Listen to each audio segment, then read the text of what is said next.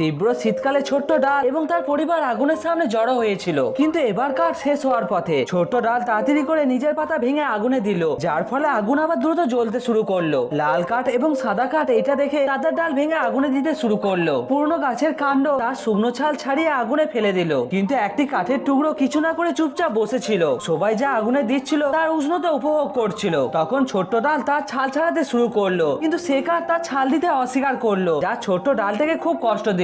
হঠাৎ ঠান্ডার এক হাওয়ার ঝোঁকা এলো। তখন সাদা কাঠ লাল কাঠের দিকে তাকিয়ে তার ডালের দিকে ইঙ্গিত করলো। কাঠের টুকরোটি সঙ্গে সঙ্গে বুঝে নিল এবং সে ধীরে ধীরে লাল কাঠের কাছে গিয়ে চুপচাপ লাল কাঠের ডাল ভাঙতে শুরু করলো। পুরনো গাছের কাণ্ড এটা দেখতে পারছিল না, কিন্তু তাকে আটকাতেও পারছিল না। সে ছোট্ট ডালের চোখ হাত দিয়ে ঢেকে দিল, কিন্তু ছোট্ট ডাল থামলো না এবং কাঠের টুকরোটিকে মারতে লাগলো। কিন্তু যখন ছোট্ট ডালকে মারতে লাগলো তখন তার দাদা চুপ থাকতে পারলো না। অনেকক্ষণ পর দাদা নিজেকে টেনে নিয়ে এক ধাপ এগিয়ে দুই কাঠের কাছে গেলেন। তিনি কিছু বলার চেষ্টা করলেন,